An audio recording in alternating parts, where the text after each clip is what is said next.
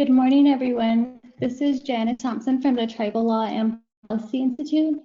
Thank you all for logging on to today's webinar entitled Supporting Wellness Court Participants and Staff During COVID-19 Pandemic.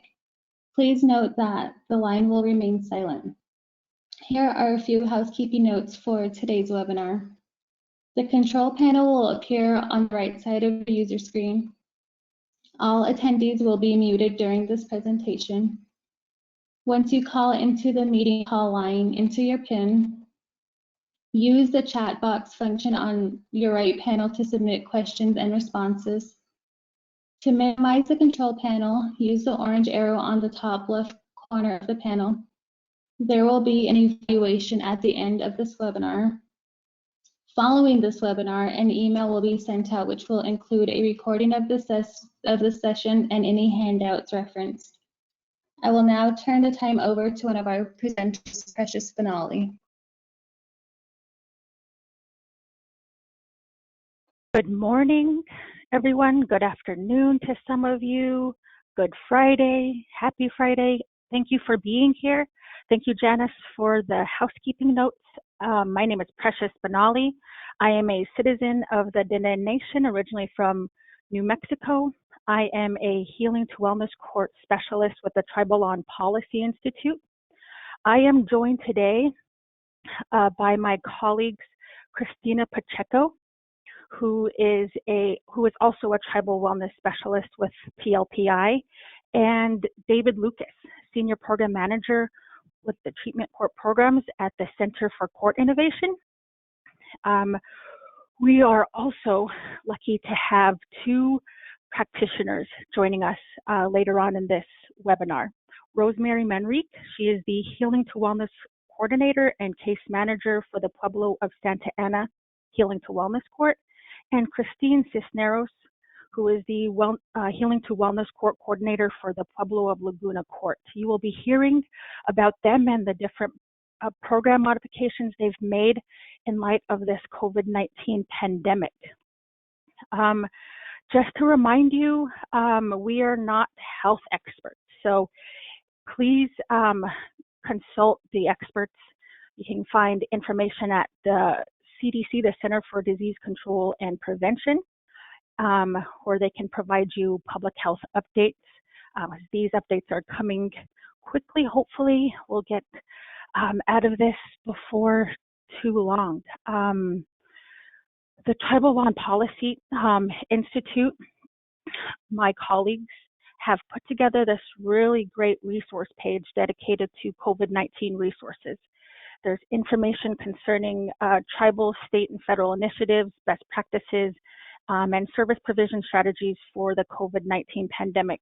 These range from have a wide range of issues, from Indian country press stories, tribal youth, behavioral health, tribal governments, law enforcement, everything. So please take the time after this webinar to look through that, and my colleagues and I are working to update that regularly. And for more specific wellness courts information, you can visit the wellnesscourts.org website, where we'll also be putting resources and information on there related to program modifications and different things to keep you guys functioning as best as you can. As I said before, please stay up to date on directives so that we all know how to move on in light of the new information that we're given from your state, your tribe, public health officials, and your judicial branch.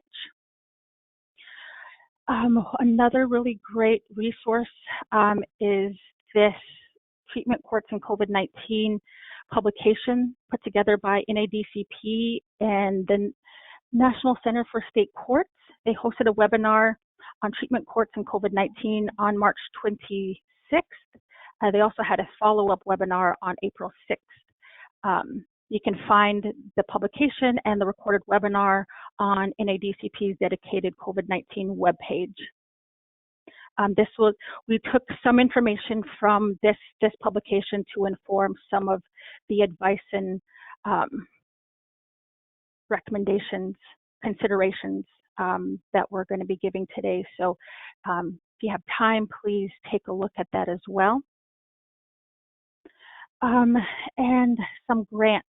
So their SAMHSA has released an emergency grant to address mental health and substance use disorders during COVID-19.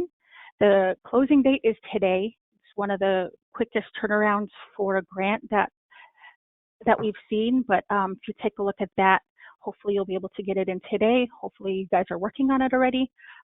This one isn't necessarily an emergency grant, but BJA, their fiscal year 2020 Adult Drug Court and Veterans Treatment Court Discretionary Grant Program has extended their closing date to June 1st.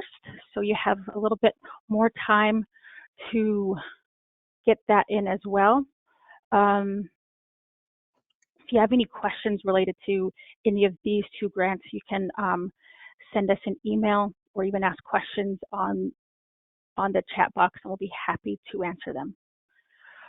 So how we will be running this webinar is we're going to spend hopefully the first 30 minutes going through general considerations. This is a presentation that my colleagues Chris and David and I will be going through. We'll be talking about health risk factors for participants, prioritizing participants' needs, and staying connected.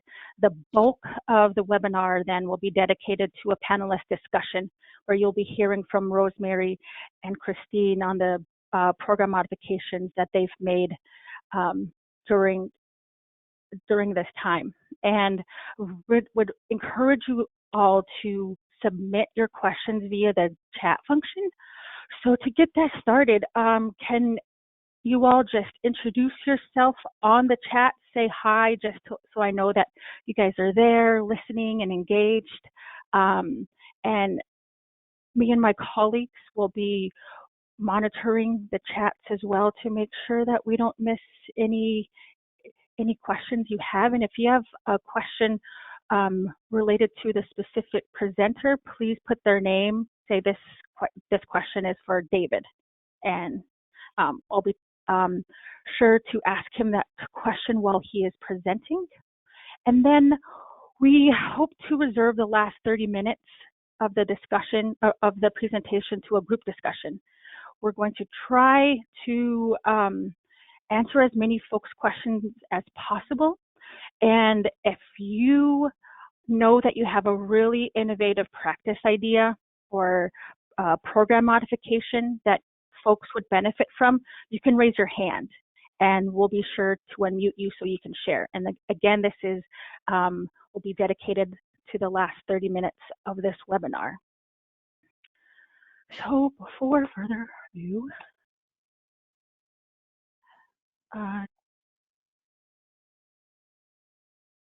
all right, David, take it away. Okay, thanks, Precious. Hello, everyone. My name is Dave Lucas, and I'm a social worker on the technical assistance team at the Center for Court Innovation, which is based in New York.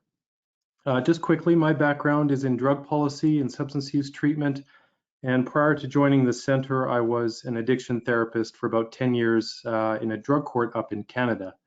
I also want to quickly thank TLPI for the invitation to participate and learn from everyone speaking and tuning in today.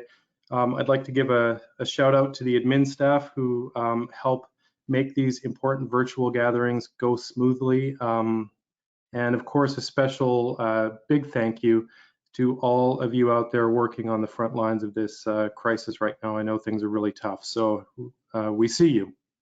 So let's get right into it and start with a review of some of the physical risk factors that our clients in our court programs are facing. At this point, a few months into this pandemic, all of us are well aware that many of those that we're working with, young or old, are at a heightened risk to both contract the virus and struggle to recover, given all of the factors listed here on this slide. Compromised immune systems because of poor health, nutrition, or diseases like Hep C and HIV. Of course, any respiratory condition like COPD, emphysema, or asthma. And if we think about the folks participating in healing to wellness courts, all of these risks are compounded.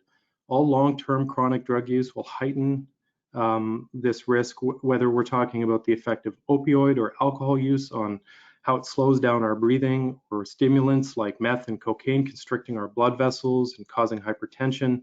And of course, smokers in their lungs and circulation, be it tobacco, cannabis, crack, meth, or heroin.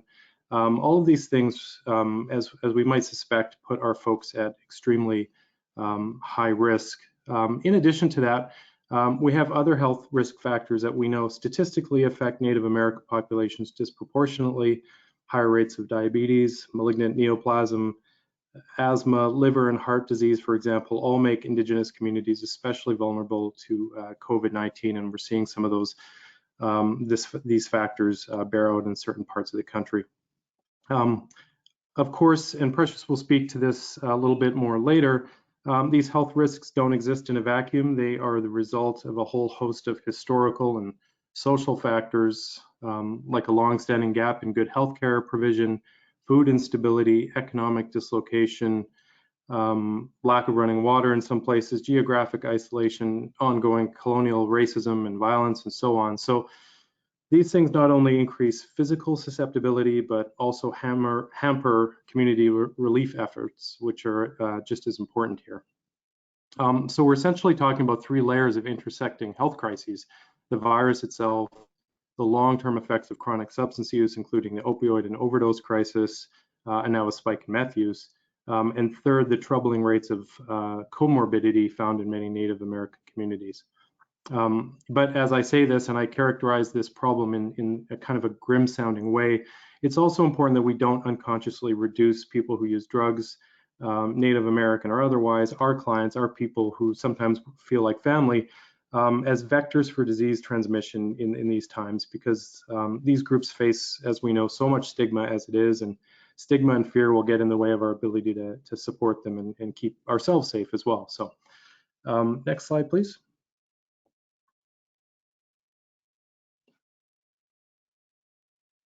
So here's some really important information for our healing to wellness clients that might be using medications like methadone or buprenorphine.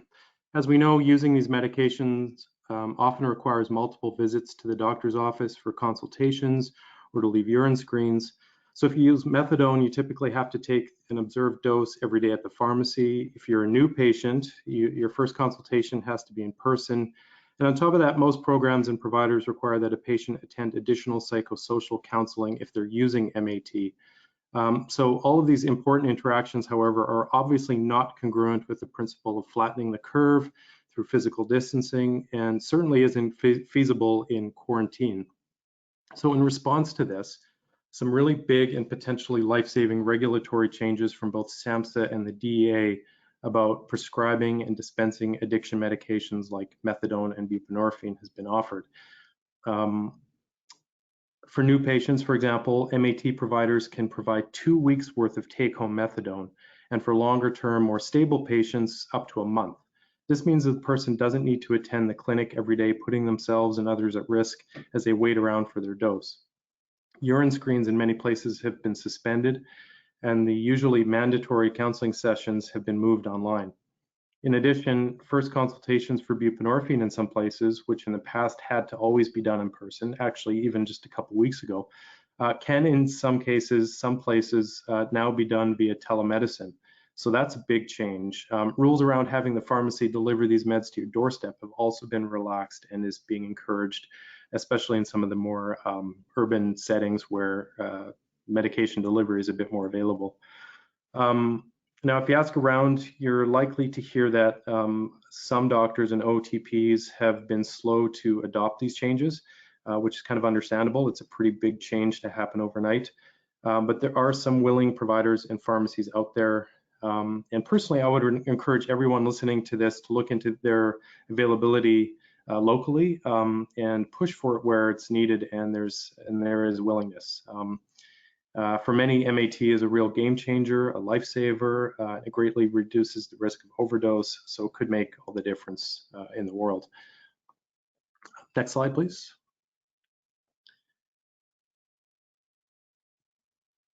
And this here's a really cool visual that's providing a little bit more detail on how this actually works. I'm not going to go into it. You can take a look, and there's a link at the bottom too if you want to get some of the a little bit more information on how to read this chart. But it's essentially just laying out the pathways for the new prescription and dispensation of addiction medications. Next slide.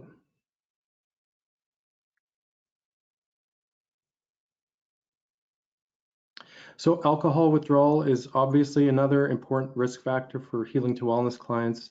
In some places, the alcohol supply is going to dry up very soon, and many liquor stores will be closed or out of stock.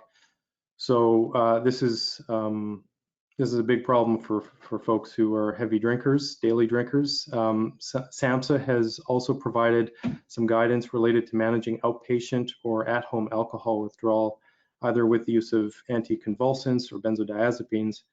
And if you follow the link provided here, you'll see a collection of research with key considerations for both alcohol and benzo tapers. It's an interesting document because it's not really spelled out the way it is in other aspects of addiction medicine. It's just a collection of research that they're pointing you to that look to be promising practices. As we know, alcohol withdrawal is not only extremely destabilizing, both physically, socially, and psychologically. It can also be fatal. I'm not a doctor, as I mentioned, so I'm not going to be overly prescriptive here, other than to say this is not a good time to encourage our clients who may be heavy or daily chronic drinkers to quit cold turkey.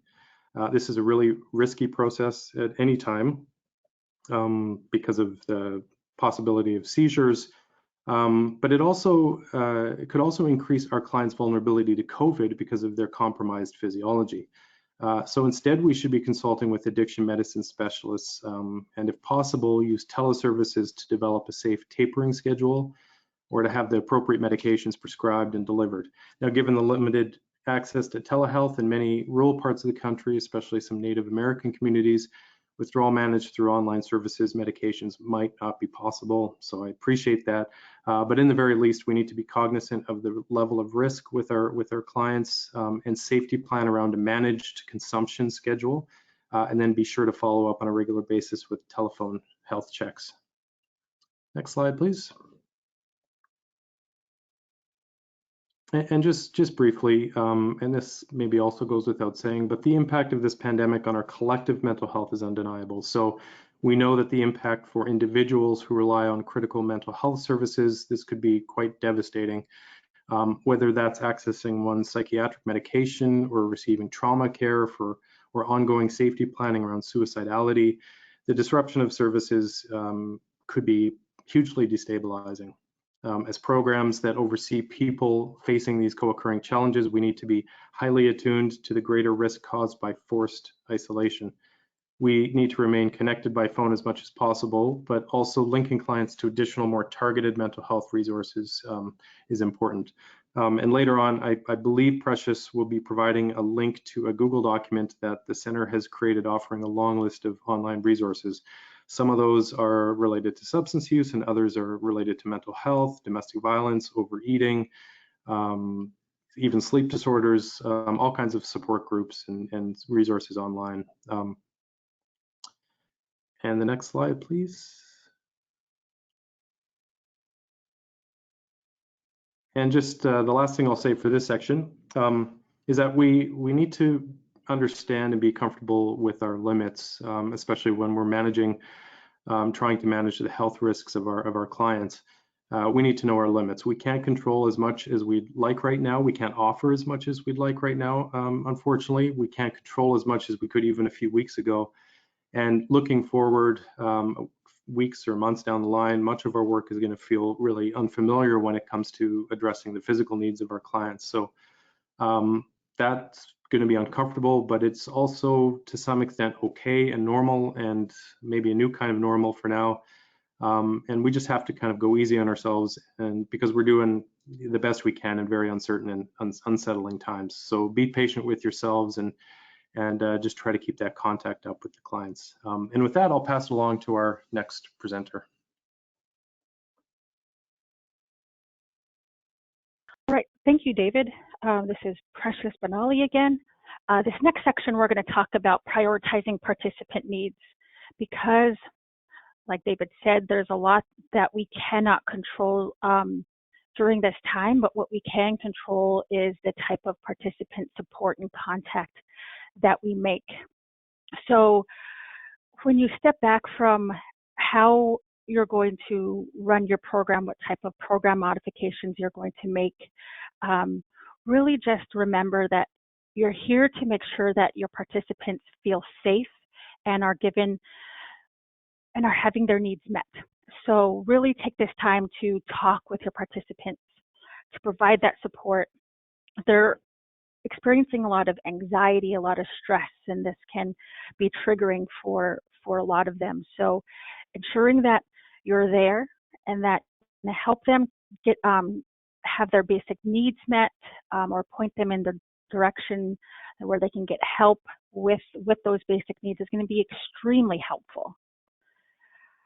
So we're tribal members, and our tribes in general suffer from a lot of we have a lack of services, right? So a lot of our participants have unstable housing. There's not a lot of transportation, food scarcity, and all this. So this is just a list, an inventory of what your participants' needs may be. So when you reach out to them, create like a checklist to make sure that they have their basic needs met. And then when you start tying it into how does this relate to the program, think about their technology needs. How are you going to keep in contact with them? Do they have phones? Do they need help staying connected? This will help you think of ways in which you can help your participants to be as stable as they can be during this very uncertain time. So when you think about providing these needs for them, much in the same way that when we were operating before this pandemic, pretty sure you had your coordinator or a resource coordinator that understood who holds the keys or who has the services to meet the needs, the various needs of your participants. In this way, that person is key now, because they're the ones that know where the food banks are, the pantry lists, where the listing of free lunches are, local housing updates, all of this stuff. So creating a list of where these basic needs can be met for your participants is really important here. And when you communicate with the participant, again, remember that stress and anxiety are triggers.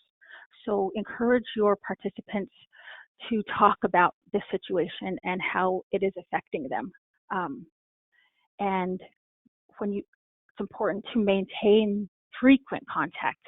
I heard from Carolyn Harden on one of the NADCP webinars recently that you're going to know who is struggling by those that don't maintain contact, the ones that don't check in. Those are the ones that you're going to be know that are in trouble. The ones that maintain contact are the ones that are doing well because they are reaching out. And this is sort of what we saw when programs were functioning before the pandemic, right? So when you check in with your participants, again, discuss access to basic needs, ask how their family is doing, are they being safe? Are they practicing social distancing, taking safety measures, and also do they have access to those recovery supports? This is where that team environment comes in, making sure everybody on your team is on the same page, from treatment to behavioral health and the like. And lastly, compile phone numbers for essential community resources. And if possible, offer virtual handoffs to those support providers, calling them before and saying, hey, I have this participant who is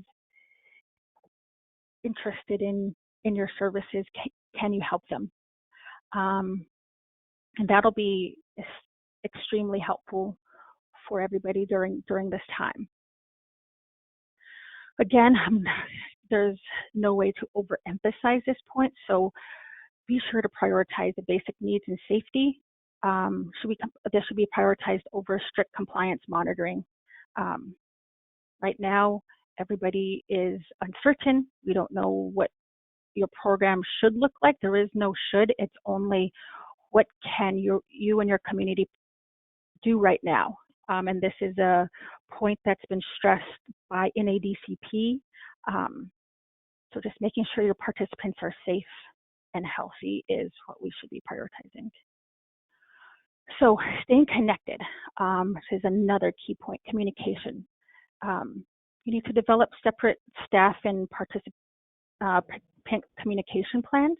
You need to make sure your staff know what is happening, know what sorts of program operations are at this point. And all these changes should be documented and communicated with all relevant parties.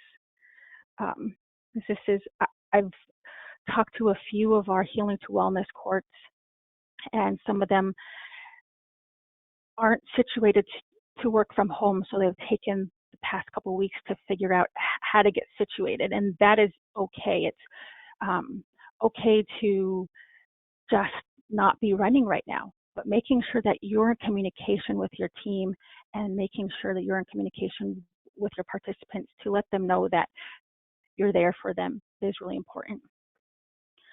Another is HIPAA relaxed some of their rules for covered healthcare providers. So covered healthcare providers can provide telehealth using technology means that were before not available. So when you talk to your participants about HIPAA rules and stuff, just let them know that this was recently relaxed and that you can indeed provide telehealth.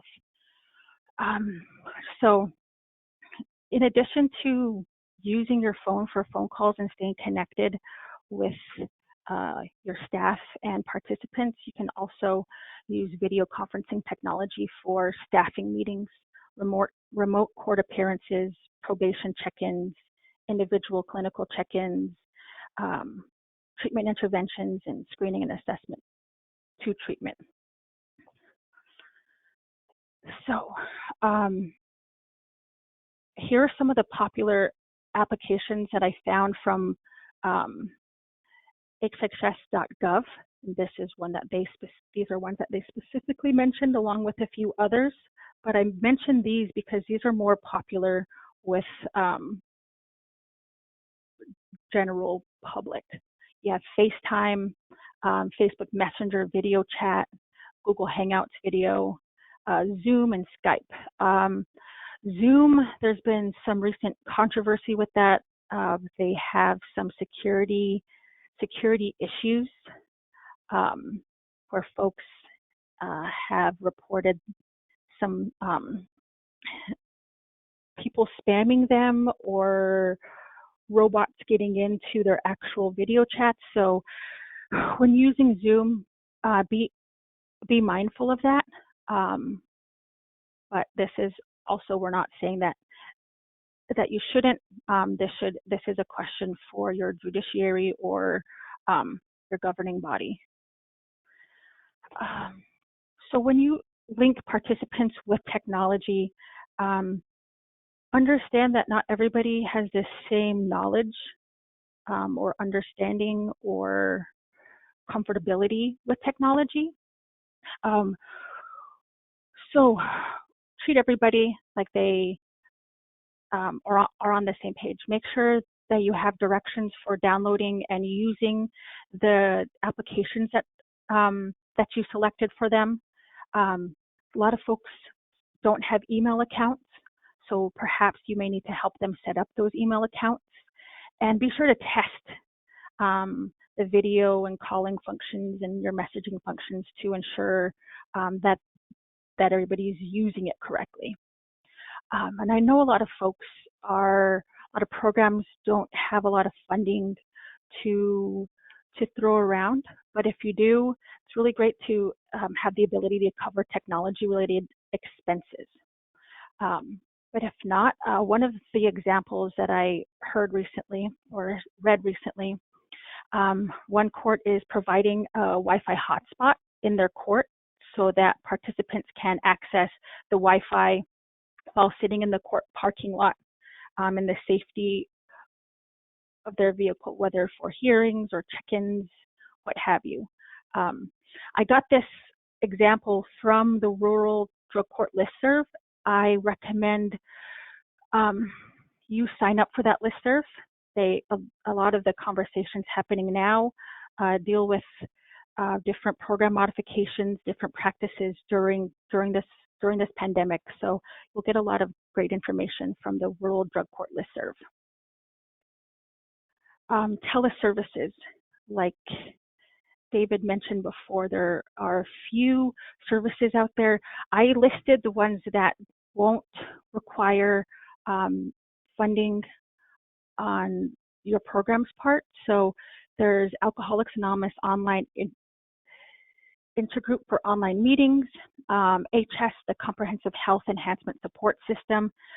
This is a free app, provides relapse prevention, connecting with peers. There's different content and support. Also Connections, they are in partnership with Chess Health. It's another smartphone app to support patients in a recovery. It also promotes pro-social engagement. Another online community is In the Rooms.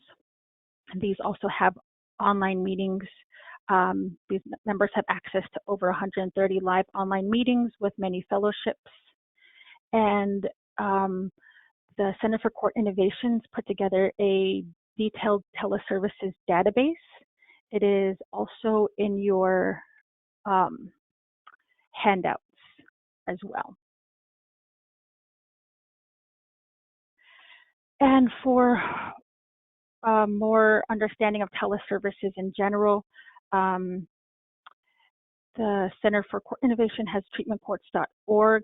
They have a webinar on teleservices, and they recently did a COVID-19 webinar on there as well. So sign up for that if you're not there. It's also a great way to, if you need to learn about different practices, you can use that as well.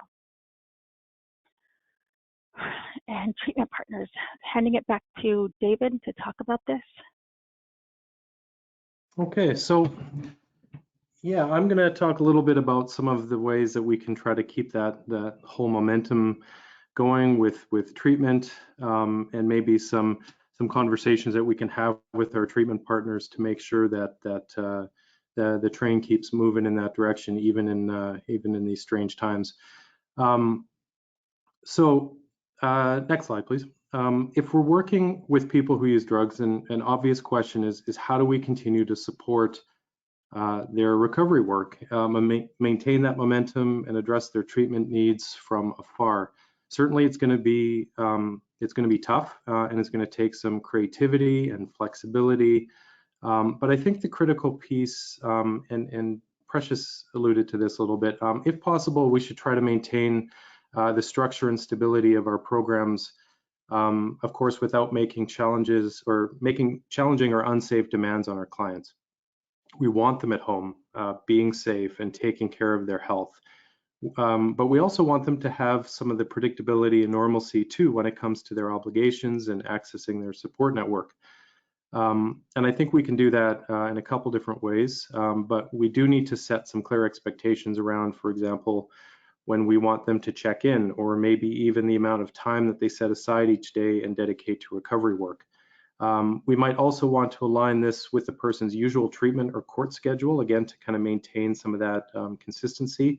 And then as much as possible, develop a phone-in routine covering off other obligations like curfew and drug testing, again, just to kind of keep some of that constancy.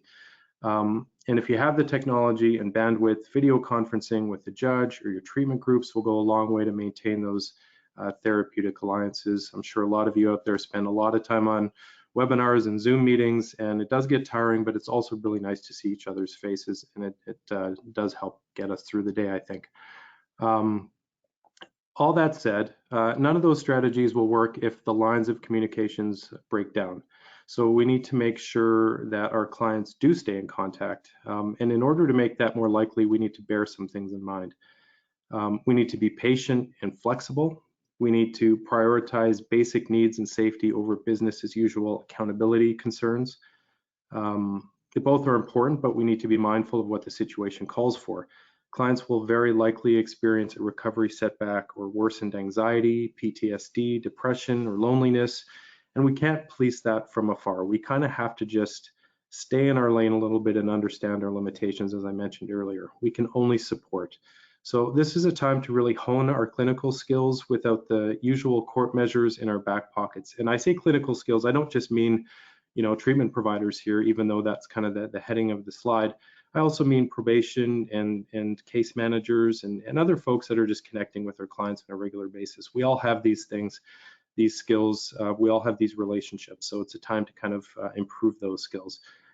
We also need to show them trust, and we should be doing this anyways because it's a trauma-informed practice, but we don't necessarily have all of the usual court measures to maybe think of trust and honesty in black and white ways. So we have to look for other cues and other signals that things are going well, or maybe the person's struggling, other than drug tests and other things like that. So we also need to be intentional with non-judgmental language and advice, so that we're also able to communicate other important information to them without adding to their anxiety or shame or isolation.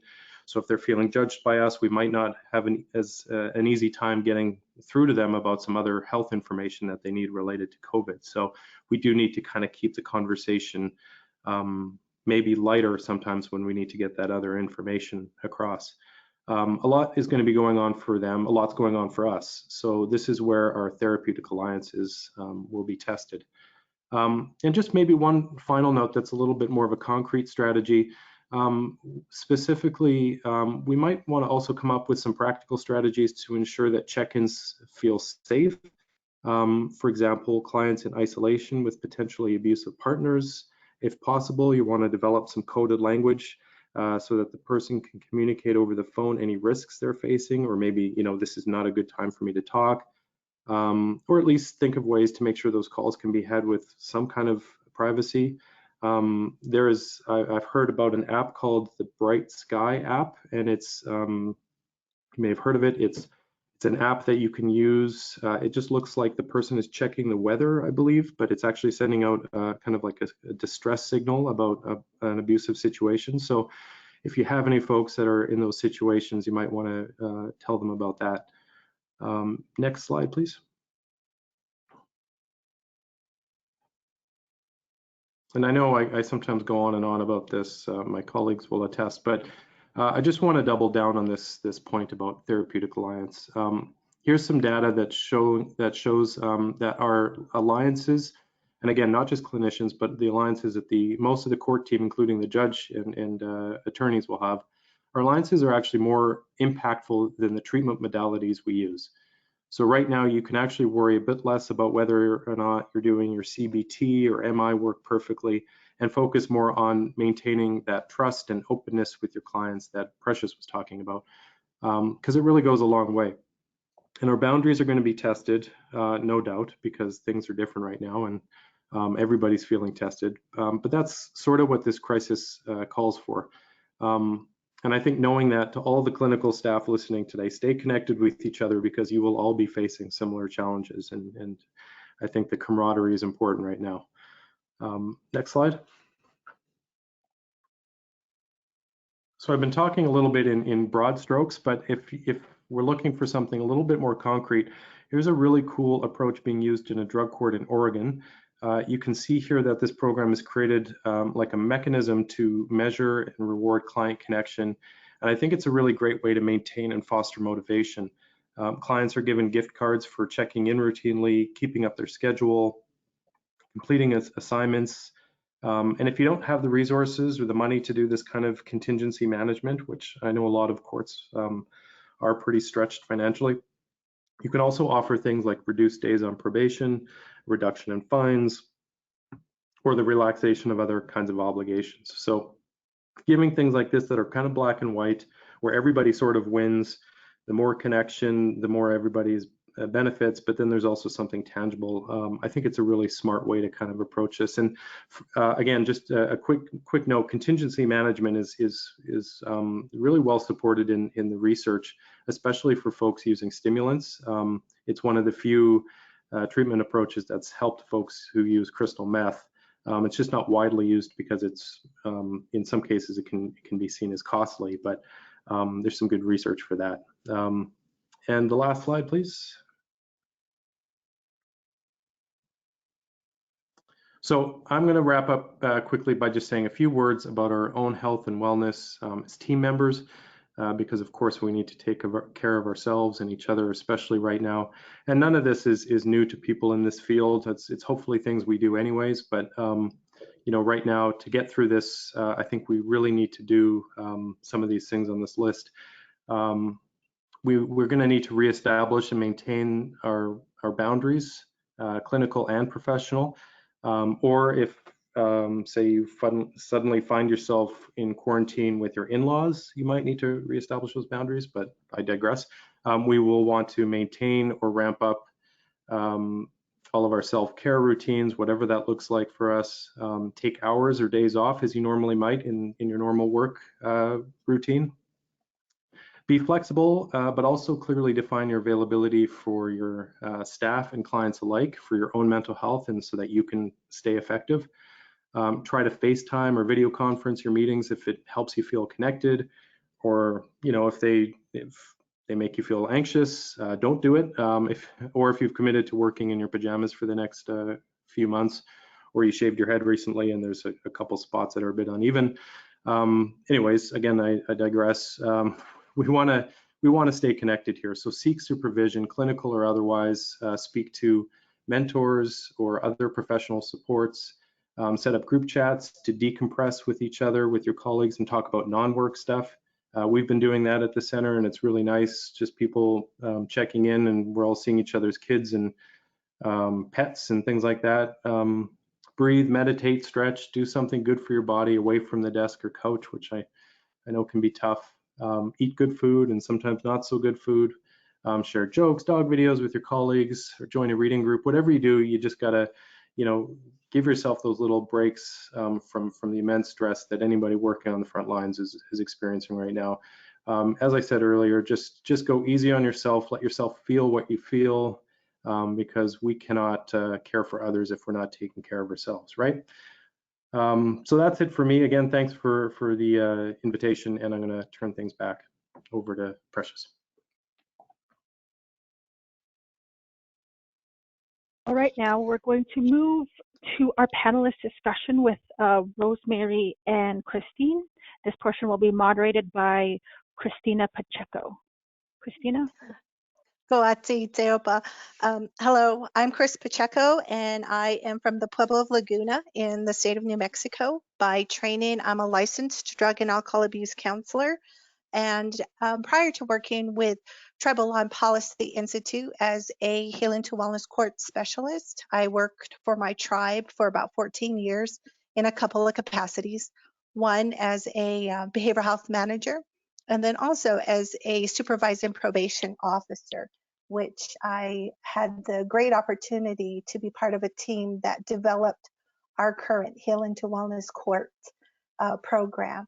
So today we will be joined by Christine Sisneros and Rosemary, both boots on the ground in the field, working through all of these situations that we are being currently faced with right now, of how to check in with clients, how to provide that support as a Healing to Wellness Court practitioner and team. Next slide, please. So first of all, we want to just once again remind you, prior to making any program modifications or any adjustments to your current programming based on what is going on, is to kind of have a complete understanding of the degree of risk of exposure and consideration of potential exposure points for any in-person requirements. Once again, as Precious noted in the beginning of our session, is that whatever your tribe is doing, whatever your program is doing, whatever possibly your state is doing, please pay attention to those directives and work within those guidelines. We are just offering some suggestions of how programs here have done things. And one of the reasons why we've kind of chosen these two programs is that they're kind of offering two spectrums of how to provide services and how to continue services within their communities and within their healing to wellness courts. Next slide. So these are some of the programmatic considerations that we're having that are affected by some of the COVID-19 shutdowns, restrictions, whatever it is in your community. Staffing in court hearings definitely are affected. We are so used to getting together once a week, once every 2 weeks to staff our cases with our teams. We are also so used to getting together and doing status hearings with our Healing to Wellness Court participants. We're also very used to having face-to-face contact with our participants or our potential participants, doing a program intake, getting all that necessary information that we would need to have a person come into our program, or an exit. How are we dealing with graduations? How are we working with making sure that our Healing to Wellness Court people are going through phase advancement? That was definitely affected, because that's one of the things that we take a look at staffing, is we sit down and we take a look at someone's compliance with all of our requirements. Have they done a little bit extra? What are they doing? Drug testing was another major kind of component of some of our programs that has been affected. How are we having this, how are we testing drug, for the drug testing? How are we making sure that we're counting sobriety days? Definitely treatment services. I know that some of our communities do not have the telehealth, but how are we keeping up with our treatment services? Groups was one of the big things that I know was affected early on here in the Pueblo of Laguna, was that, they restricted meetings or gatherings of certain numbers of people. So that did a number for our treatment groups. Probation contacts as well. Participant communication. Normally we would want to physically see somebody if we showed up at a home to do a home visit. That has changed now. How is it that we are checking in with our participants? And then also, if you have a family healing to wellness court component or are running a family preservation court, parenting time, how is that affected? And what are the ways that you are making sure that the child or the children in that program are safe, first of all, not only just physically, but making sure that their health is taken into consideration, but then also making sure that they're spending time with the parent, and then going back into the foster care or the kinship placement that they're currently in. So these are definitely things that have been affected by this COVID. Next slide.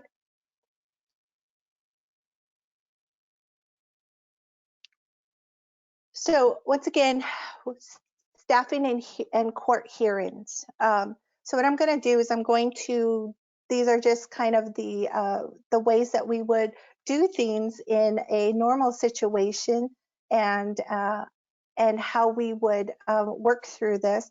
So at the end, I'm going to ask our panelists, and they can introduce themselves once they come on, but I'm going to ask our panelists how their court is handling each of these components. In a regular situation, we know that we would have standard reporting practices. We would have a report that comes in, whether it be a paper report, or I know that some courts are also using web-based kind of reporting systems. And then also, how is it that we can host a telephonic or a video conferencing hearings or staffing sessions? And then also, is there a court reporter that is available to record remotely? And then do we have the capacity to do electronic court filings? Okay, so I'm going to open this up to our panelists and ask them, how is it that their court is handling staffing in court hearings? So if we can have Christine and Rosemary join us.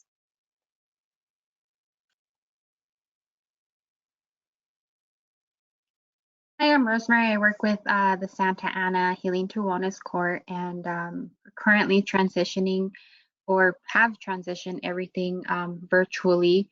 Our court hearings are being held on Zoom.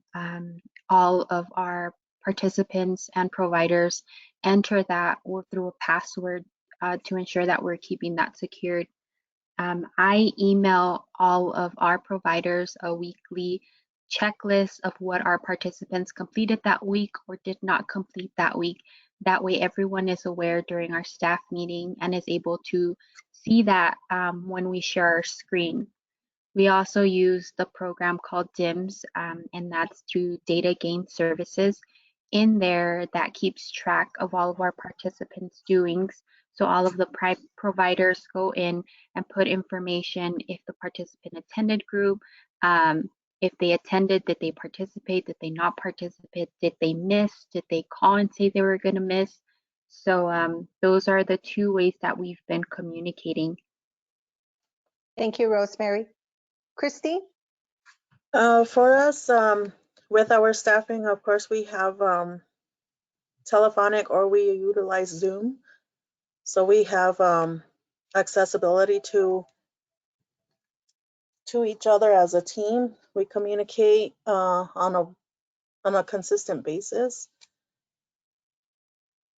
As for our participants, we are going to start doing the telephonic to where we have them check in with their team. We'll have the team on Zoom or on telephonic, and they'll be checking in with us. And so just to give a context, Rosemary, how many current participants do you have in your Healing to Wellness Court? And Christine, how many current participants do you have? We currently have 6 participants in our program. And we currently have 8, and we just had one enter into our program this Tuesday. Okay, great. Okay, next slide.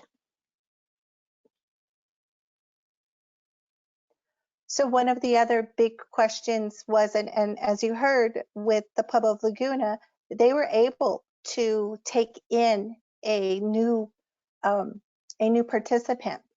So some of the suggestions and kind of some of the things that can be tossed around, and it's really based on your court system, based on your base of operations, is there's a possibility of suspending new intakes or waitlisting new referrals, virtual graduations or suspended graduations as a way of, kind of having that kind of celebration when we can all get together and actually celebrate, because I know those are big themes. Also developing virtual processes for managing previously face-to-face activities. For example, like an intake, sitting down and getting all of those necessary forms filled out. How is it that we can do this? Can we do a Zoom meeting and to do that? Or can we do still the pen and paper where something is left in a kind of a situation or a maybe at the front court desk, or maybe delivered to someone's home but placed outside, and then they can fill that out and give it back to the court person. Also, are there any changes possibly in your eligibility requirements or your eligibility criteria? For example, are you possibly now taking a look at not accepting this kind of charge into your Healing to Wellness Court? Also, updating any intake documents to include any temporary changes in that procedure. Rosemary has I've had a conversation with Rosemary, and she has created an SOP, operations policies or procedures for this period of time that we are going through COVID. So just as a nice intro to that, has your program modified its intake or exit practices? And let's go ahead and start with Christine. So with our intake process, yes, we did modify it. Of course, our judge sent out new protocol in regards to intakes. We still accept everything. Everything is done telephonically. Also, I work here at the office, so I screen them before I make that decision for them to come into the office, or make the decision to go forward with the intake and getting them into the program. Of course, we have a really good prosecutor and public defender that assist that with that as well. So we've been doing everything telephonically, or like I said, with Zoom, with the team. Okay, thank you, Christine. Rosemary, has your program modified its intake and exit practices? So yes, as of now, we're not having, well, I'm not having any contact with any of the participants physically. We are going to continue with receiving referrals for our program. And in regards to that, I am creating online forms so our participants who are interested or are referred from our prosecutor or public defender can fill out those forms online. And then I am setting up a meeting with them through Zoom to go over those forms with them through that. That way they're aware of what they're getting into, what the forms mean if they're not understanding, and just breaking it down for them. And then they'll just submit those forms online. Okay, great.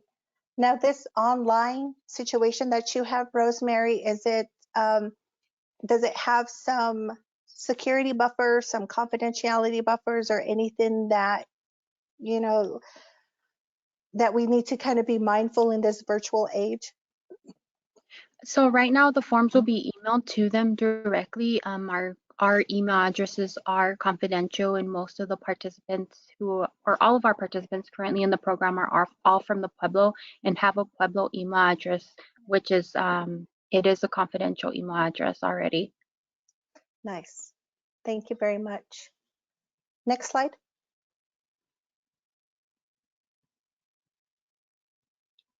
Chris, there was a question from an attendee that said, would it be possible for the coordinator to share the written orders, the judge changing the procedures for wellness court?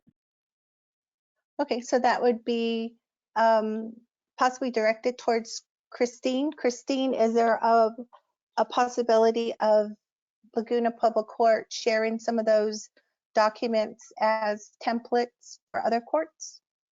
Yes, definitely. Okay, great. You can go ahead. We'll go ahead and have those sent to us at TLPI, and then we can have them either sent out or posted on our website. Thank you, Christine. So as stated before, one of the suggestions was, or one of the big questions was about phase advancement. How is it that we are going to make sure or take a look at our participants and their progression through our phases, which entails having weekly visits or monitoring them or taking a look at the behavior milestones that they're reaching in each phase. So that is definitely affected.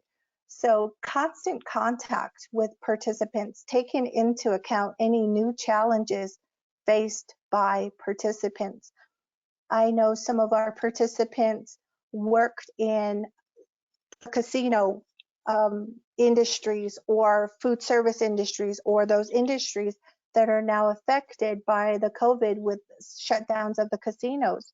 And so now they might find themselves with a lot of time on their hands, or they may be self-employed artists, and that market is not there anymore. So how is it that they're dealing with these new challenges of having a lot of time on their hands, but then also kind of be unemployed? So those are some of the things to take into consideration. Also, recognizing efforts to adhere to the usual program structure. Several of the kind of sessions that I've heard, and even just themes on the news, is staying to a routine. So this Healing to Wellness Court is a routine for our participants. They know that Tuesday, and for us here in the Pueblo Laguna, Tuesdays are Healing to Wellness Court days. There is a group that goes on, there's a court check-in, there's a check-in with other providers on the team. So trying to stay connected and trying to stay in that program structure. So, and if needed, making some adjustments for that. And then also modeling the adaptability that we expect from our participants, being able to be adaptable ourselves as a team. So keeping up with phone appointments, articulating treatment-related insights and challenges, and then also showing initiative, wellness activities, any home projects.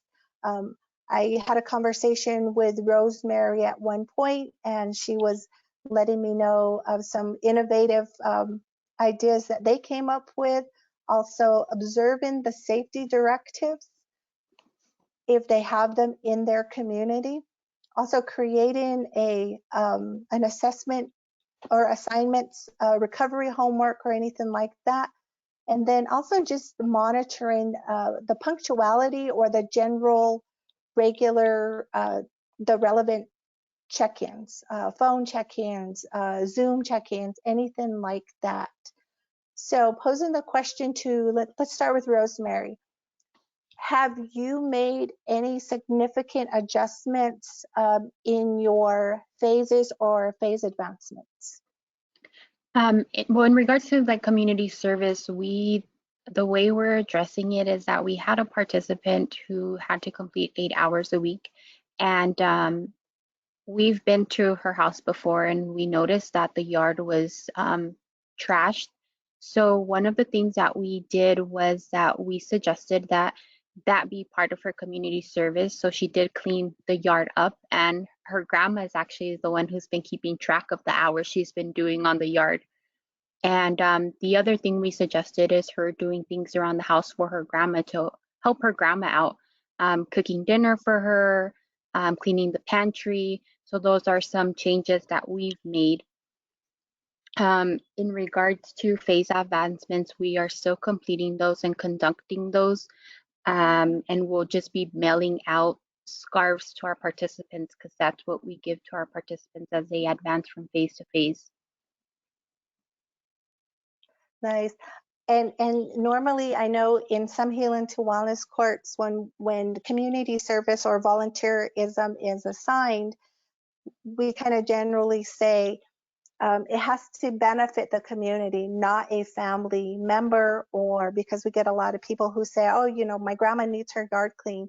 And normally, in normal circumstances, we might say, no, it needs to benefit the community as a whole. So that is kind of one of those adaptations that a Healing to Wellness Court has done, is allowing that, because we're wanting to stay closer to home. So if that is available, then that is definitely something to consider. So thank you, Rosemary. Christine, is there anything that Laguna is doing different during phase advancement? So for phase advancements, it's strictly going through counselors. So I have 2 counselors with Wellness Court right now, and whoever, each is a primary counselor, they'll switch off on whether they have to present, whether they have to, if it's with if they're advancing steps, it'll be with their counselor if that's what needs to be done. But if it's not strictly with counselor, the other counselor will listen to their testimonies, listen to their step, and of course, when it comes to that, they advance. It comes time, they still put in a request.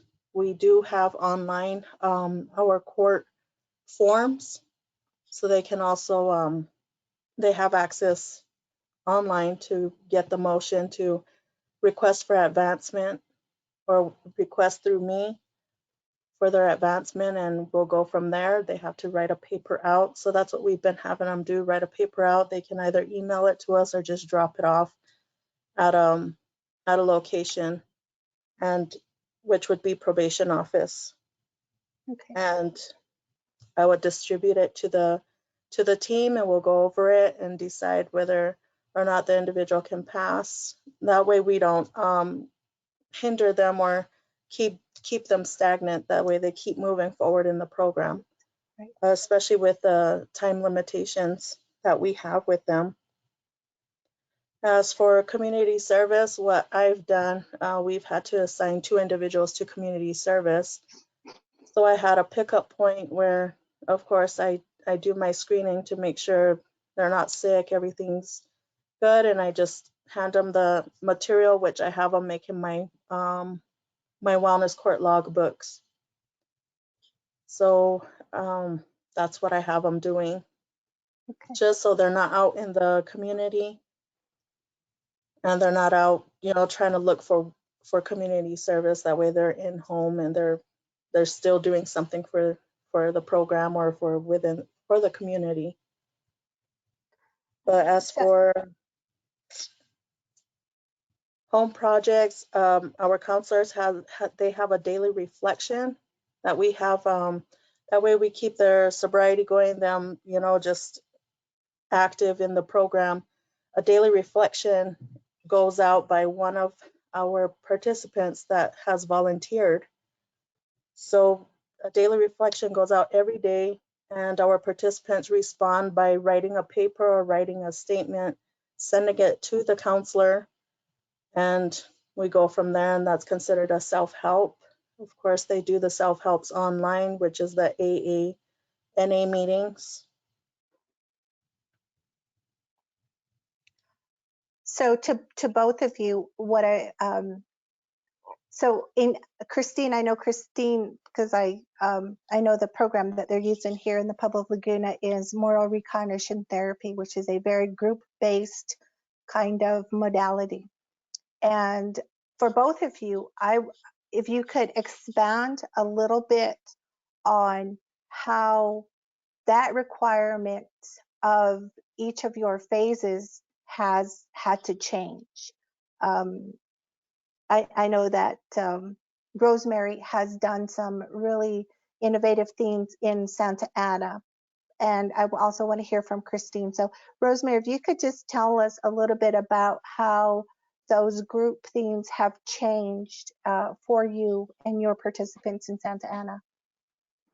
So all of our groups, of course, they're virtually now online, either through Zoom or telephonically. For MRT, in regards to the activities that come along with it, or the phases or steps, I should say, most of our participants, what they're doing is that they're checking in on one another to follow up, to ensure that everyone is well within the group, which is something that we didn't have before. they would just check in with me, which they're still doing on a daily basis. But now it's more of how is my teammate doing, or how is someone else from the community doing.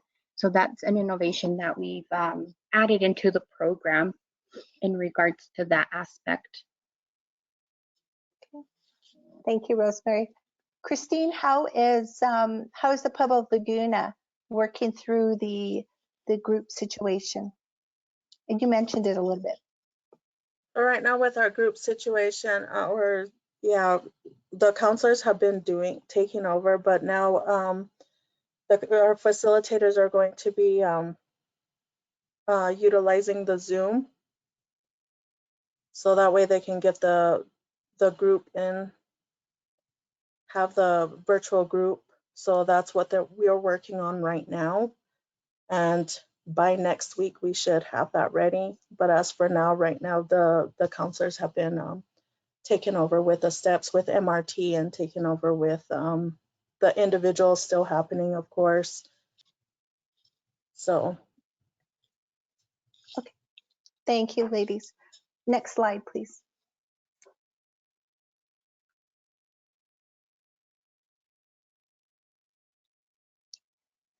So another big question, and how we either make some adjustments to this part of our Healing to Wellness program, is the drug testing question.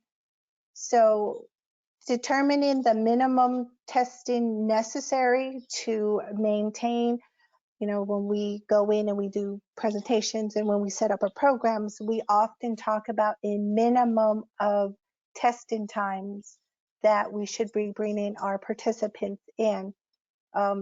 There is a question, and once again, can be based on your own jurisdiction, your own program requirements, how you all do things in your community. Some communities may temporarily halt all testing, or halt testing that could expose staff to respiratory or bodily fluids. So there are those considerations. However, there are some technology that is available to some of our programs, which is the continuous alcohol monitor. I know there are the smartphone monitor, and there are the transdermal patches that can also be done. And then it's really also knowing your participant. It's also knowing their drugs of choice that can help determine a drug testing policy, or excuse me, a drug testing response during this time. We are also possibly looking at encouraging self-disclosure of substance use during supervision or treatment sessions. If there's a check-in with a case manager, coordinator, or probation officer, encouraging that substance use, encouraging the disclosure if there is any. Treatment providers also. Assuring participants that self-report during this period will not result in a sanction, either now or later, only therapeutic adjustments. Once again, this is something for you to decide as your team, as your program. These are just general suggestions. So I'm going to open it up to, let's start with Christine. So how has your program modified its drug testing policies, or practices during this time? So we utilize the color system, the square monitoring, remote breath. So right now we still have the color system up. Of course, they're dummy colors. They're not the actual colors that we would utilize for the participants. So when I do have access to where I would tell them, okay, well, expect a random if I decide to call you in, because we have minimized our testing. So I still consider the random testing. So they know that they're subject to random testing. Of course, like I said, I do take the precautions of myself and the other probation officer here at the Pueblo of Laguna.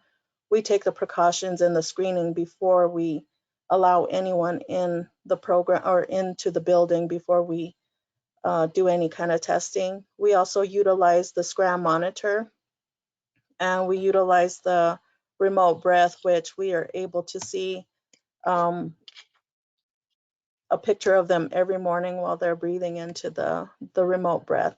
So that's what we utilize right now.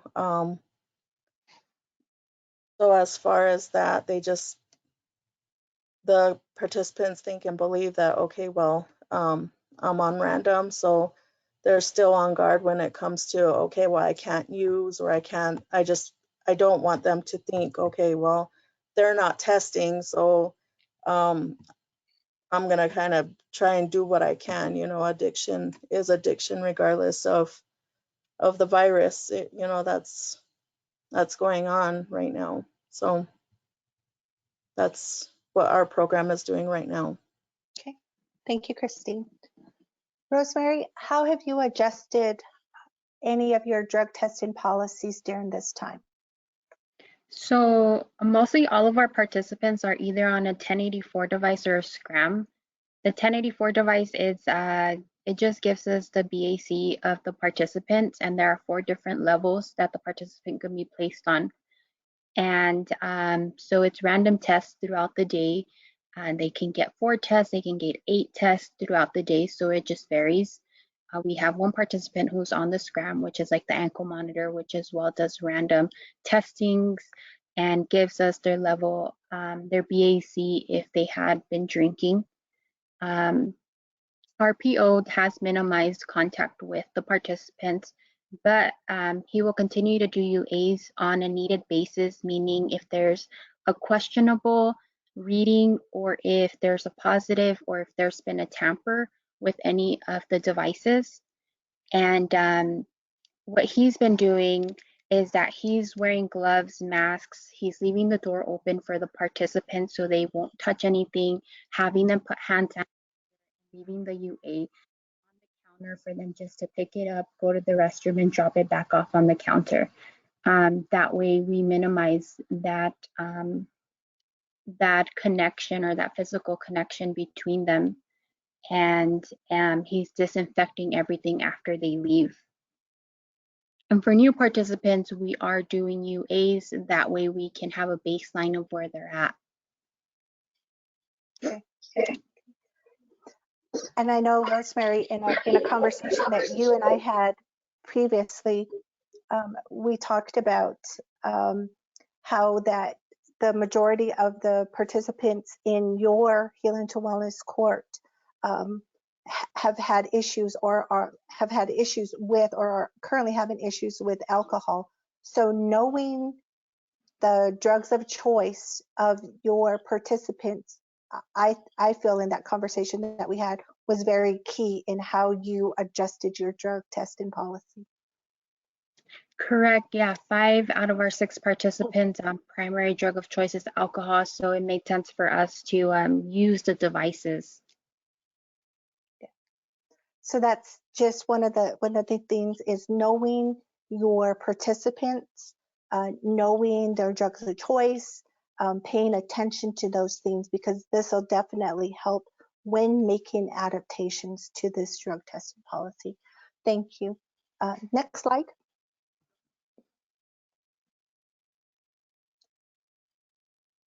Treatment services, whereas we could have groups at least once or twice a week, we could have individuals attend in-person support groups, or AA or NA of their choice, going in and spending some time with their designated treatment provider.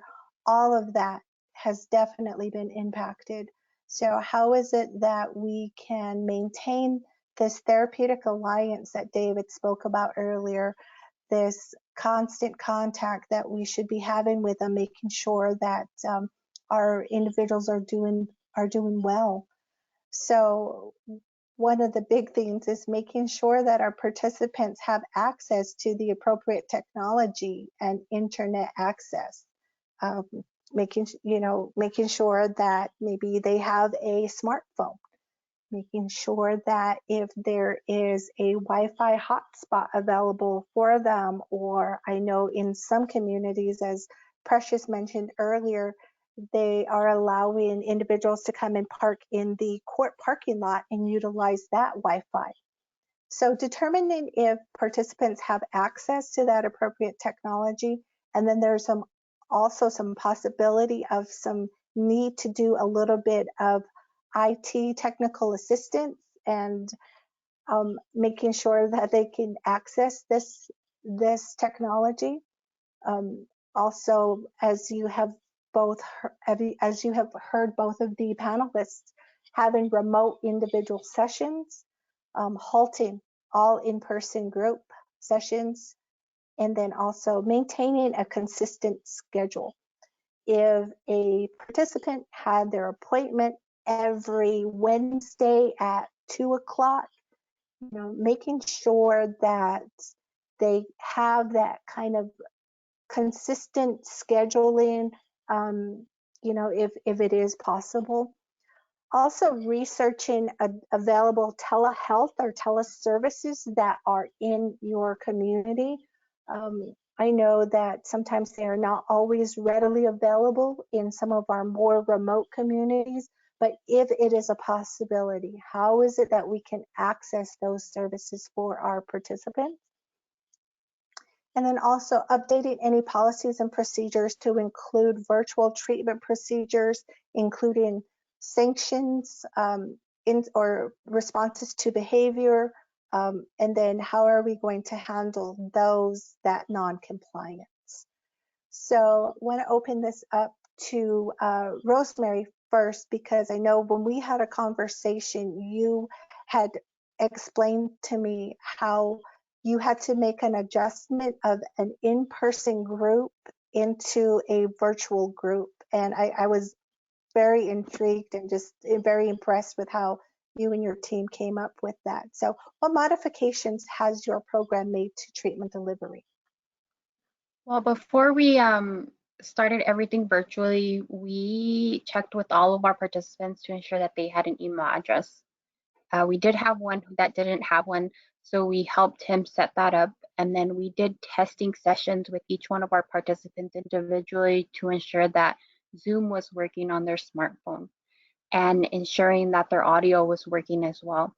And we gave them suggestions on, okay, if Zoom isn't working on your audio here, but we can see you, maybe you can call in from your mom's phone, but keep your video on your other phone. That way we can see that it's you participating and talking. So what we've been doing is that we've been sending out weekly charts to our participants every Monday morning or Friday evening, telling them this is the link of the group, the name of the group, the time of the group, and it's all the same every week. It's just to ensure that they don't get overwhelmed with so many links that are being emailed to them. They just open my email and they have it organized in a chart for them already. We've been doing daily check-ins, and the Pueblo has Wi-Fi already, so that's been very helpful in the participants being able to access Zoom. Rosemary, can you talk a little bit about the one group that was, or I'm not sure, I remember you mentioned it was like a life skills class or a life skills group that is part of your groups that you do, and the adjustments that you kind of had to make for that. Yeah, so we were offering a life skills group on a weekly basis to our participants, and each department was offering a different group every week or taking over that group. But now, because we can't have physical contact, we've moved that group into a talking circle for our participants. So we did change that out. But in regards to the talking circle, we've also noticed that some of the participants did like the life skills group. So our provider was able to adjust and do a self-care group with that. He did a budgeting group And he's just trying to make it as easy as possible for our participants to make sure they keep interested in it, but also to make sure that they're able to talk and vent as a team. We also were offering a group, and we've modified that to a variety group, so all of our participants can attend that.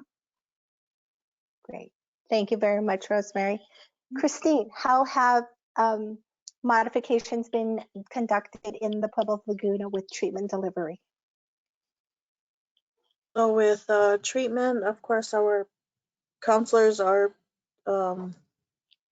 either having video calls or telephonic calls with the participant, and that happens every week, unless they're, right now I have 5 in aftercare. So with our aftercare, it's every other week. And sessions are still happening. It's a consistent, we're not we may not be able to be in person, but we're still trying to stay on top of our participants as much as we can when it comes to group treatment, individual treatment, everything that consists with Wellness Court. So have either one of you heard some feedback from your participants about some of the online services like online AA or some of the online groups, and kind of how they feel about some of those, joining some of those?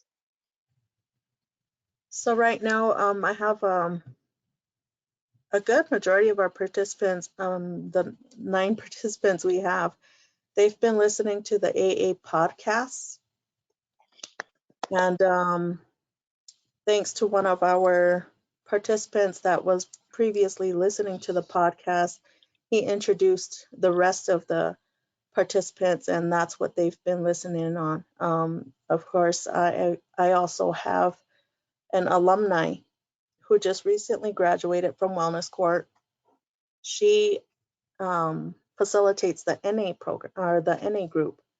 So she's gone virtual, which she does through Zoom, and she invites the participants as well. So that's what's been going on with that. Nice. Rosemary? Prior to a variety taking over the AA groups, we were doing an online chat for AA, and our participants didn't like it, and it just seemed too many steps for them, and they didn't feel like they can participate. So that's why we adjusted to the variety. So I guess it just listen to your participants and see what's working and what's not working, and try to make the adjustments as necessary to support them. Great. Thank you very much, Rosemary. Next slide, please. Before we move on, I have one question submitted by an attendee. Okay. They say, we are already experiencing participants having treatment setbacks. Our traditional sanctions aren't available, and they don't really seem appropriate anyway. Emphasize clinical skills, not enforcement. So what is a good response for the court?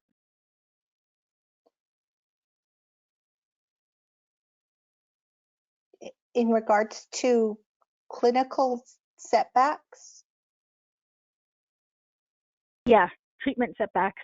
So what kind of things can the clinicians do when their participants really aren't responding to the remote treatment modifications? He says, this is from Mr. Mark Pooley, says relapses, treatment setbacks, drug use. Well, in normal situations, what we would do would, in a normal Healing to Wellness Court world, we would kind of increase the drug testing, and then we would also refer back to that person's treatment provider to do a staffing on that case, or a staffing on that participant, to see what is going on, and unfortunately there's this added stress that is probably adding to all of this.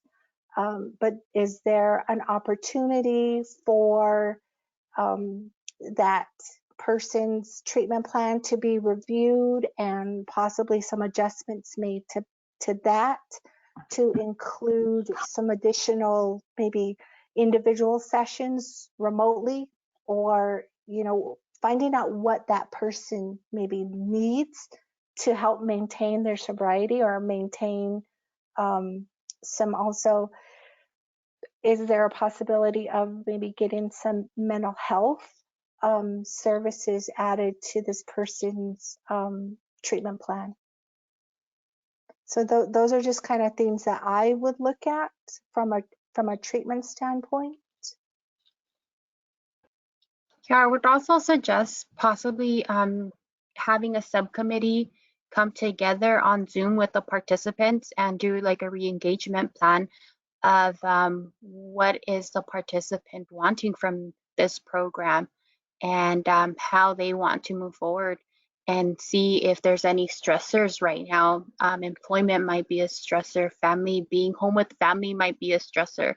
So trying to re-engage the participant and see how a plan can be created with the team.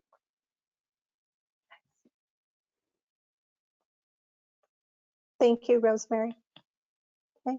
So we've recently had that situation arise with us, and we, of course, communicate through email with the team and corresponding to the individual on what's going on with them or why, what their setbacks are.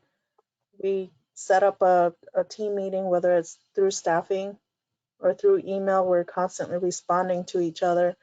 And of course, in this situation, we, with this setback, it happened to be a relapse, and we did a therapeutic intervention, and the counselors, of course, took over with the stressors that may have gone on with this participant, and we just re-reviewed her plan as well. Mm. And she was also placed on the Scram monitor. So it sounds like from both programs, excuse me, Santa Ana and Laguna, is that there was a team kind of response. There's a team approach, which in normal situations would have kind of been done. That re-engagement is what I really like. The vibe of feeling is that you're re-engaging this person back into this larger group. So thank you very much for those suggestions. Next slide, please. So along with contacts with treatment, probation contacts have also been altered.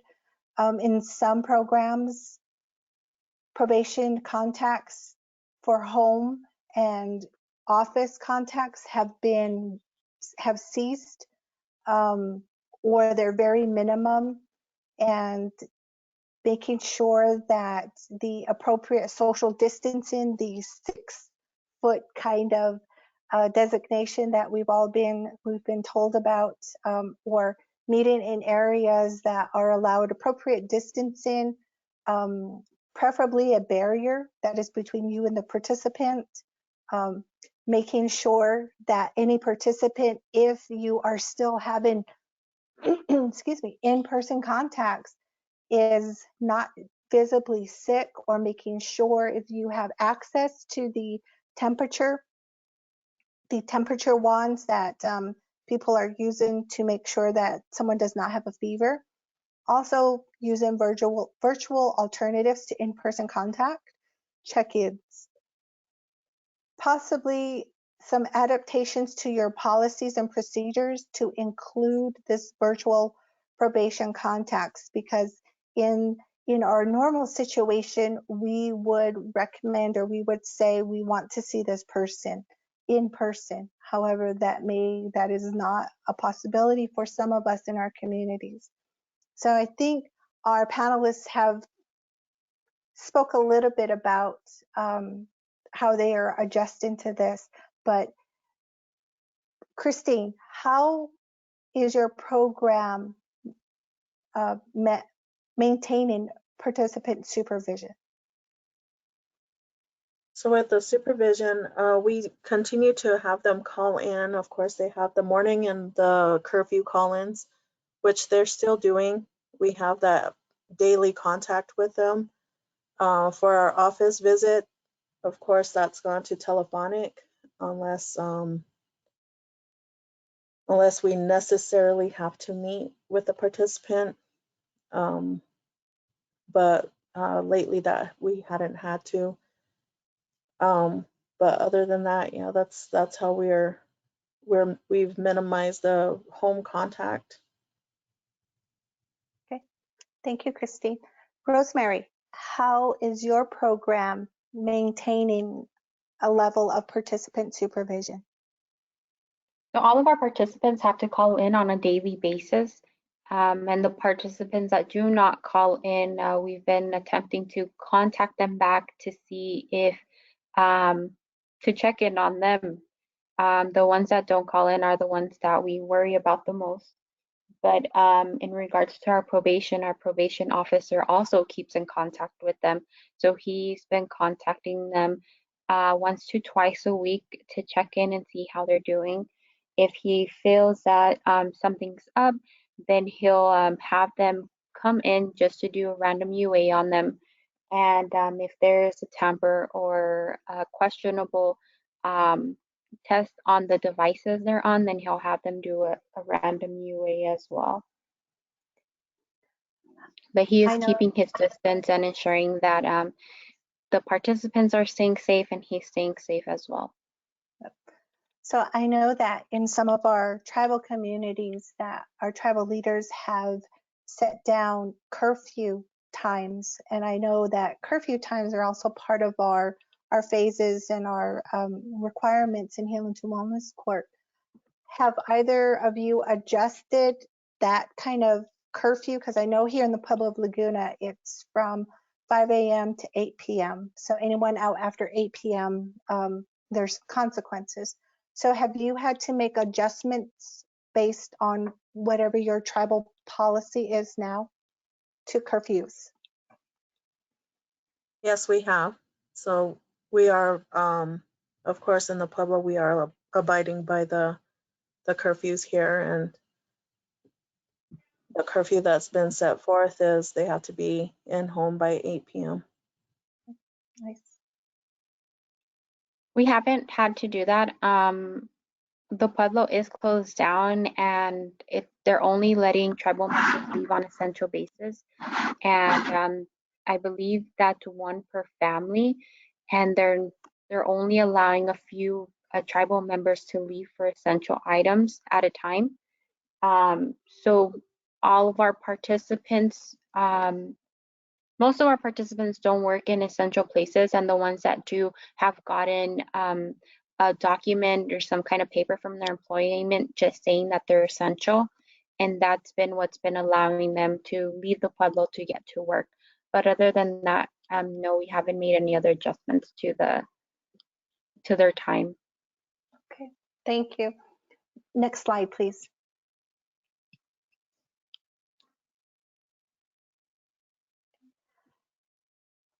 So now we have responses to behavior, which are generally called incentives and sanctions. Right now, jail is not an appropriate sanction.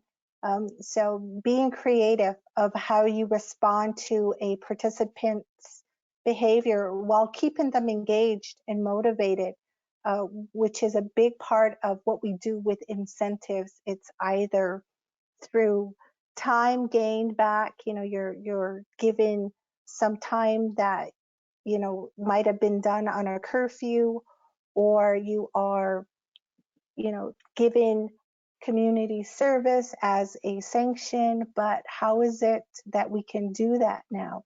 Also updating our policies and procedures to include these new incentives and sanctions, and also making sure that our participants understand these, that they're clear on how we are doing these, or this behavior that is going to be sanctioned or be provided for an incentive. And I believe that Kristina and Rosemary have kind of mentioned some of their creative ways of doing things like that. So Rosemary, are there any other ways that you have done to provide incentives or sanctions in Santa Ana? So in regards to a verbal acknowledgement, we're all on Zoom. So all the providers are on mute. And the only ones who are unmute are the judge and the participant. And so what we've been doing for verbal acknowledgement is we've raised our hands and then we shake them as an applause, just so they know we're acknowledging them. Especially right now during this time, it's hard with so much change in so little time. The other thing we're doing is for some of our participants is that we're mailing out the gift cards. Right now, we've prioritized like grocery cards and gas cards. And so we'll be mailing those out to our participants. That way there's no physical contact. And one of our team members did suggest e-gift cards to those participants that qualify for that. But at the moment, we're going to try and use all the physical gift cards that we have. Great. In Thank you. regards for sanctions, we're trying to take it as therapeutically as possible. So doing essays, doing BCAs in a therapeutic session, having participants do 2 therapy sessions instead of 1 a week, putting their devices, upping the level of supervision on their devices, and then having meetings with the subcommittee just to review their plan. Thank you, Rosemary. Christine?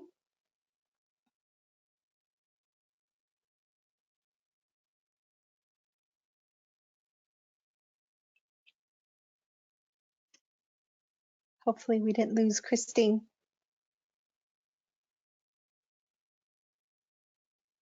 I apologize. So for our sanctions, of course, we come together as a team, come to a consensus as to what we'll distribute, involve the participant. We're still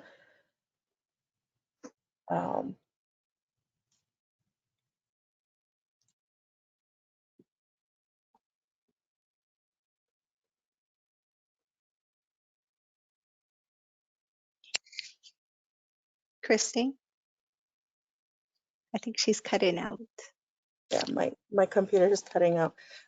So we're still providing incentives to our participants, especially with now that we're acknowledging that, you know, there's some that are doing a really good job stepping up communication, especially when it comes to communication. Some of their communication has really increased. So we try to do our best to acknowledge that, try to catch all the good as possible, as much as possible. And as like I said, for sanctions, I don't know if you got that. We go accordingly, according to what the violation or Okay. What your current policy is for sanctions. Okay. Next slide, please.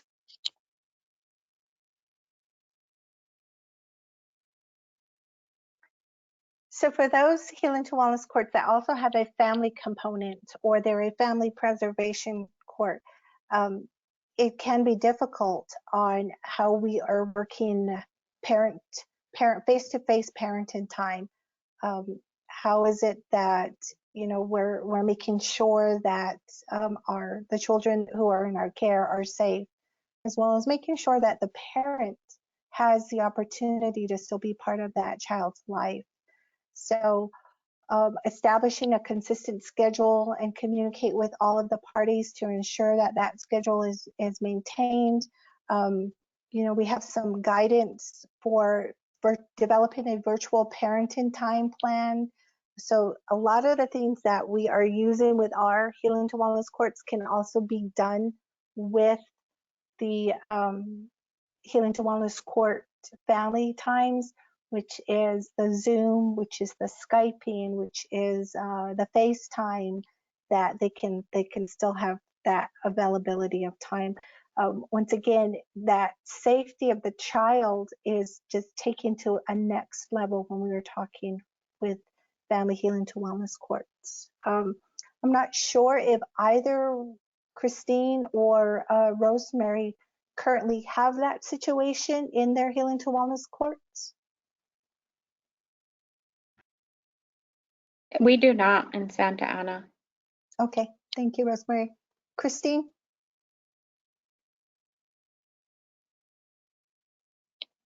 No, we don't. Okay, thank you. Next slide, please.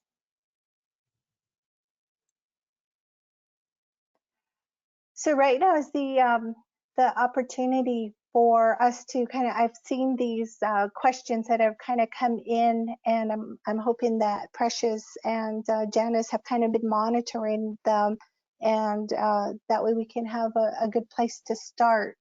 But if you have some specific questions for our panelists, please feel free to use your chat function, and we will try to get as many as possible. Precious, were there any burning questions that needed to be posed right now? There's one by Miko Miller. Do any of the panel members have a way to assess any incidents of domestic violence or increased DV while participants engage in social distancing within their homes, which may comprise of many family members across many generations?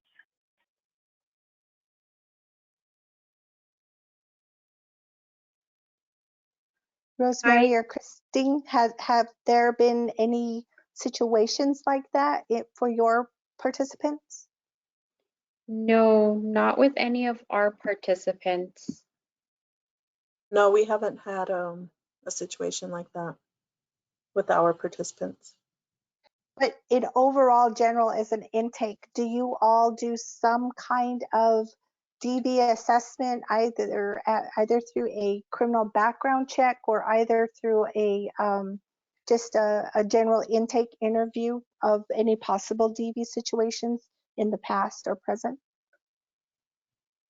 Yes, we do. When we're doing the intake at the beginning of when they enter into the wellness court or being considered for wellness court. That's part of our eligibility as well, so we do look into that, and we do have access to their criminal records. So yes, Yeah. but I believe the Native American Coalition to Stop Violence Against Native Women does have a screening assessment that is available online specifically for that during this social isolation time. Oh, awesome. Thank you for that that resource, Rosemary. We'll see if we can maybe get it posted. Precious, any other questions?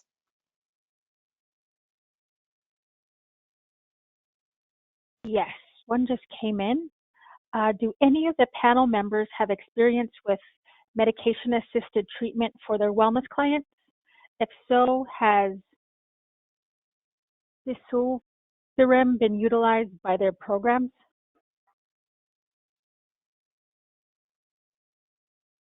Not with Santa Ana. And not with the Pueblo of Laguna. Okay, that question was submitted by Rudolph Clark. Hopefully, some of these questions that go unanswered, we'll be able to compile them, and a follow-up this online discussion will take place, and we'll be sure to research to make sure that we have answers for the questions that we don't have them for right now. Another question. Sorry, Precious. Oh, if I can just yeah, add, go ahead. I think there's some information in the document in the slide that I had about alcohol withdrawal about disulfiram. If not, there's probably in the references to those bits of research, there's probably articles on the use. I know it's not practical information, but there's some guidance there. And for those people, disulfiram usually goes by the term anabuse. It's one of the older kind of medically assisted treatment that clinicians and medical people used to use. So usually kind of some of the ones that have transitioned into the newer ones, but it's one of those tools that is out there. Yeah, most people are using naltrexone now for alcohol. But yeah, good point. Thank you for clarifying that. Great, thank you. Another question. The Little Traverse Bay Bands of Ottawa Indians has switched from UA testing to saliva testing. They use a call to test time. And if selected, they perform the oral screen over FaceTime/Zoom. We have a drug court, so we need the drug testing in addition to SoberLink/gram monitoring. Just a suggestion if other courts are unable to do in-person testing during this time. So thank you for that, Alyssa Harold. For the DV question, the Center for Court Innovation is holding weekly check-ins for court practitioners to discuss responses to domestic violence. If you reach out to Dave, he'll be able to put you in touch with the folks doing that, and his email will be on the last slide of this.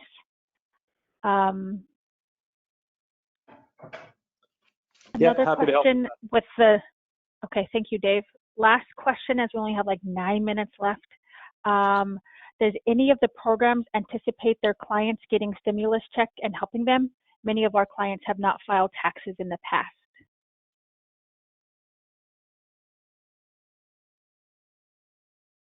Rosemary or Christine, have you guys discussed that at all with your team or with the participants? We have not discussed that with our team or participants. Yeah, we haven't discussed it. We haven't discussed it with our team as well, but I do have 6 out of our 9 participants that are currently or that have been employed and have held onto their jobs. So, but yeah, we haven't discussed the stimulus check with them. Yeah, that's a really good question.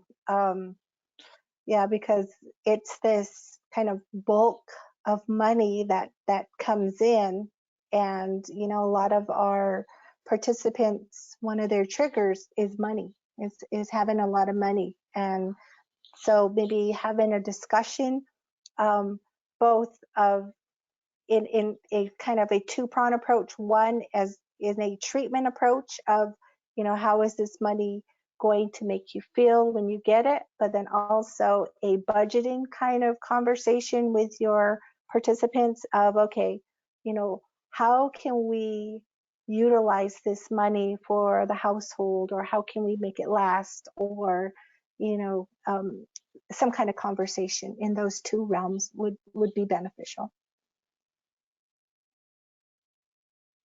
Okay, this is one last question. Do the panelist courts that utilize SCRAM monitors have grant funding, or is the cost requirements on the participant? Ours is grant funded, and we do let the participant know ahead of time that if it's lost or stolen, they may have to pay for that, but the SCRAM is tightly on their ankle, so it's hard to lose that. But yeah, it's grant funded, and we can send out that information if you guys need that. For our program, it's The cost is between 2-3 different budgets. So the participants don't pay for anything other than if they were to cut it off. They're responsible for restitution.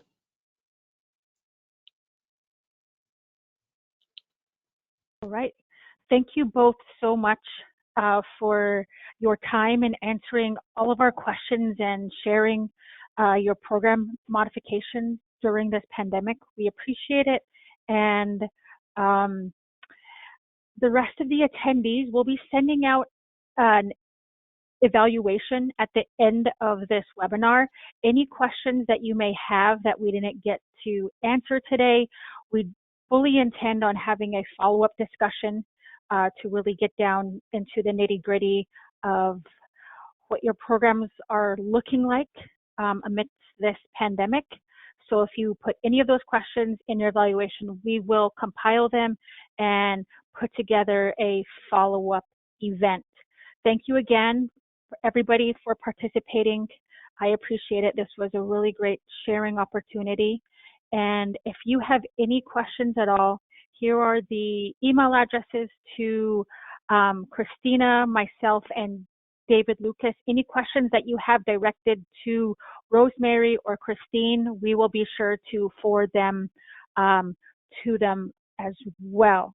So thank you. I hope you all have a great Friday and a great weekend.